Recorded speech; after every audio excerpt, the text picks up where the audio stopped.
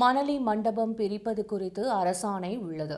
அடுத்த உள்ளாட்சி தேர்தலில் பிரிக்கப்பட வாய்ப்பு உள்ளது என மேயர் பிரியா தகவல் தெரிவித்துள்ளார். சென்னை மணலி மண்டபத்தில் சென்னை மாநகராட்சி சார்பில் நடைபெற்று வரும் பள்ளிக்கூட கட்டிடம் கட்டும் பணி, மின்மயானம் அமைக்கும் பணி, கடப்பாக்கம் ஏரியில் கட்டப்பட்டு வரும் சுற்றுச்சூழல் பூங்கா கட்டும் பணிகளை சென்னை மாநகராட்சி மேயர் பிரியா ராஜன் நேரில் சென்று பார்வையிட்டு பணிகளை ஆய்வு செய்தார்.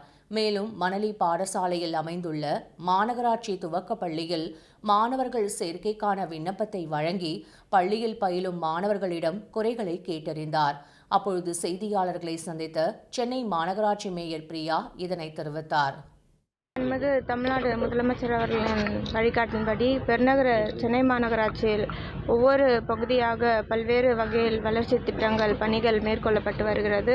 அந்த வகையில் இன்றைக்கு மணலிக்கு உட்பட்ட பகுதியில் ஆய்வினை மேற்கொண்டோம். பல்வேறு வளர்ச்சி திட்டங்கள் தொடர்ந்து சென்னை மாநகராட்சியில் நடைபெற்று வருகிறது. இன்றைக்கு வார்டு 20க்கு உட்பட்டு மணலி ஏரி ஆய்வினை மேற்கொண்டோம்.